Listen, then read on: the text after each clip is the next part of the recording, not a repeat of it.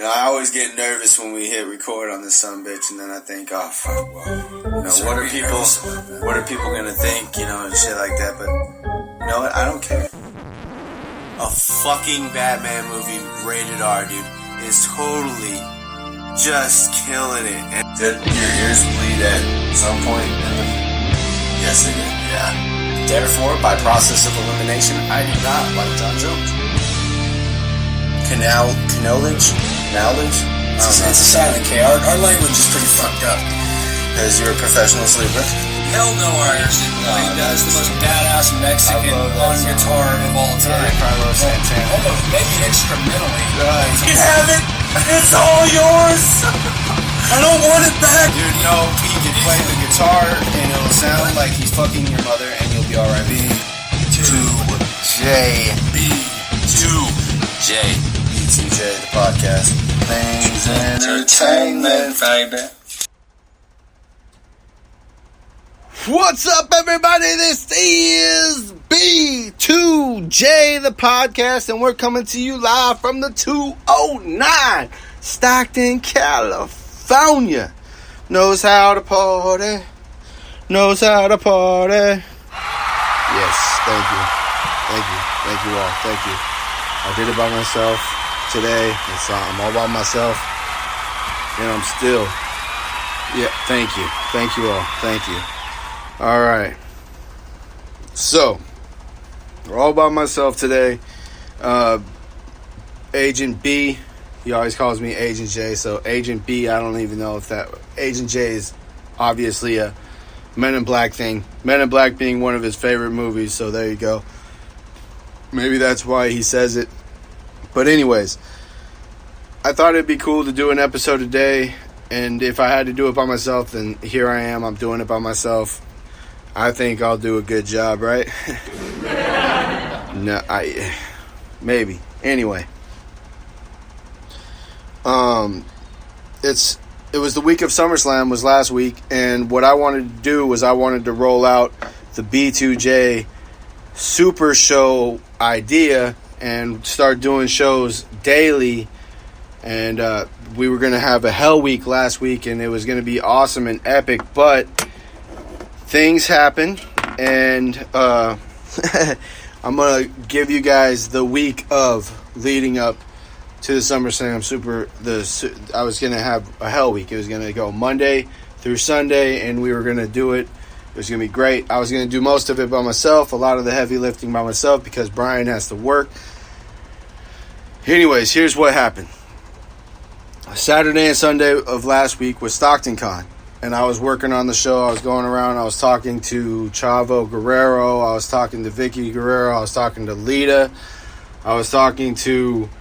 I wanted to talk to Kurt Angle. Didn't get a chance to talk to him. I got to talk to Ming Chen. Big shout out to Ming Chen.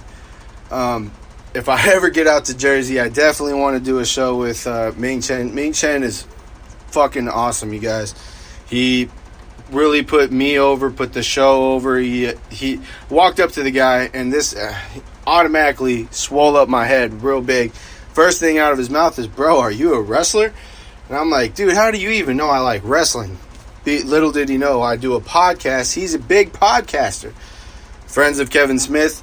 That my inspiration for podcasting in the first place was Chris Hardwick and Kevin Smith. So there you go. The reason why I podcast is because of Kevin Smith and because of Chris Hardwick. So I do a thing. I did a thing. This is my thing. B2J the podcast. This is my thing. So I started going out and I started just trying to get people to do the show. And I got to meet also the villain, Marty Skrull. Great guy. Your manager, not so much, but I understand. Make that paper, man. So, you know, he's just sitting there. He's just constantly.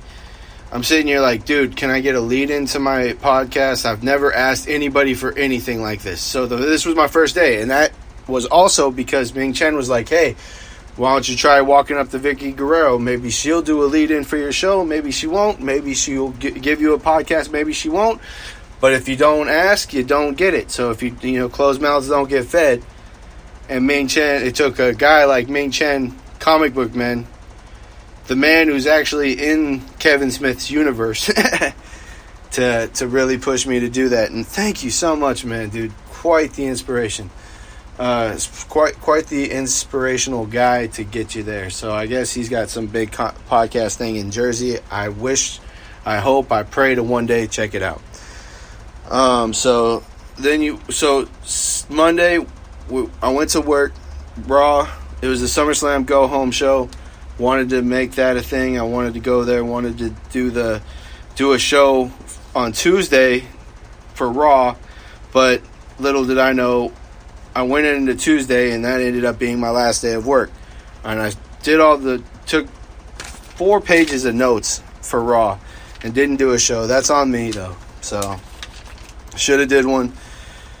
Tuesday, last day of work, SmackDown. Why is it my last day of work? My boss is like, hey, your wife's gonna pop. And I'm like, hey man, you're probably right. And then Wednesday, bam, baby Rory is born. Crazy week for me up to this point. Wednesday, baby's born. NXT. I never watched 205 Live, but hey, man, it's SummerSlam week, so I'm trying to get this show up and running and trying to do this hell week that up until this point, now I know it's not going to happen. Saturday, Sunday worked on the show. Monday took copious notes. Didn't do a show. Tuesday, last day of work. Ended up not going in early to that day, talking to my boss, bam, telling me us working on it. Then me coming home, and I was like, you know what? I'm all excited that today's my last day of work. I could do a Raw and SmackDown show on Wednesday, and I'm going to have all this free time because I can't go to work. And now my baby, bam, the first day off, my first day off, my baby's born. So Thursday I wanted to do a prediction show. I'm tripping because, man, my baby's here. So I can't do anything that has to do with B2J, the podcast.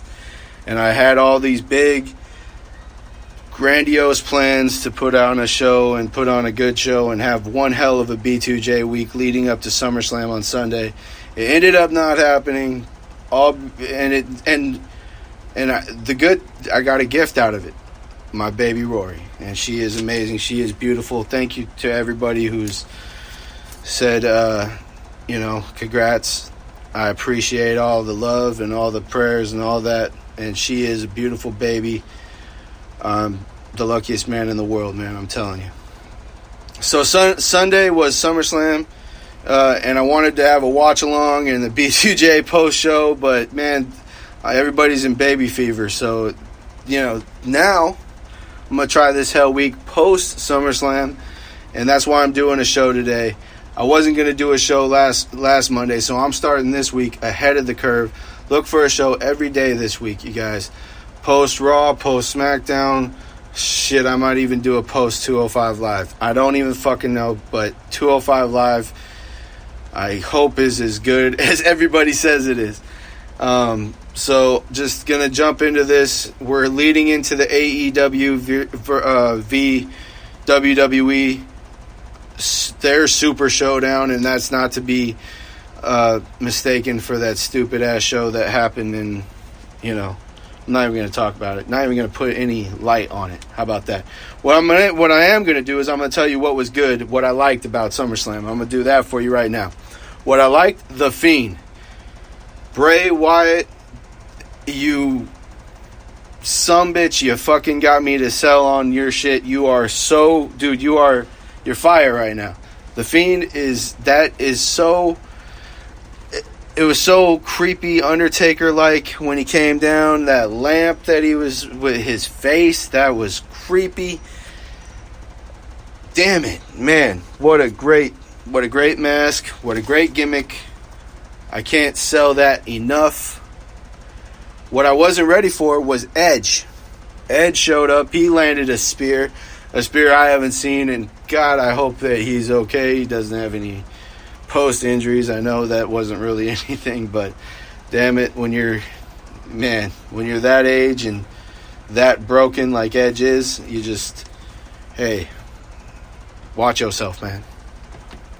What I also liked was Seth Rollins. Seth Rollins winning the Universal Championship.